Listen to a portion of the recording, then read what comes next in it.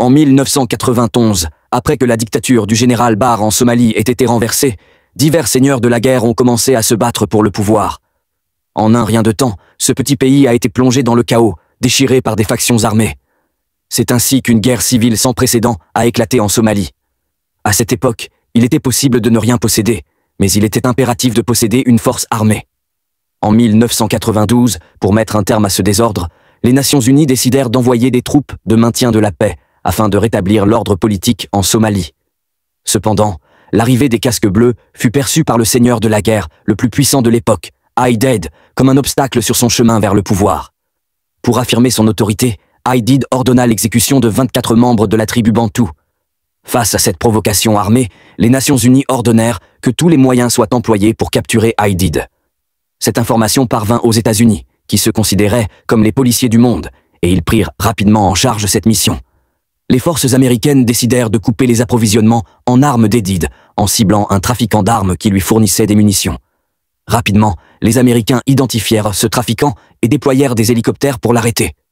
Lorsqu'interrogé par les militaires américains, il se montra hautain et détaché, affirmant que c'était une affaire interne à leur pays et que cela ne concernait pas les étrangers. En entendant cela, l'officier américain changea d'expression et quitta furieux la scène. Il devenait clair que couper les approvisionnements en armes d'Aidid serait une tâche ardue.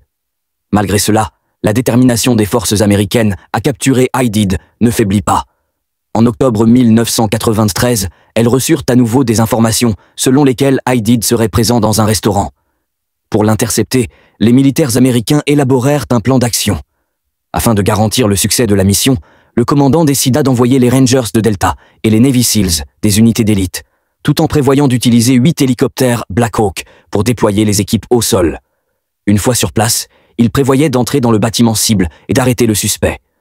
Lors de la retraite, une colonne de véhicules serait prête à les récupérer en bas du bâtiment avant de retourner à la base. Le commandant informa les membres de l'équipe que l'opération devait être réalisée en 30 minutes.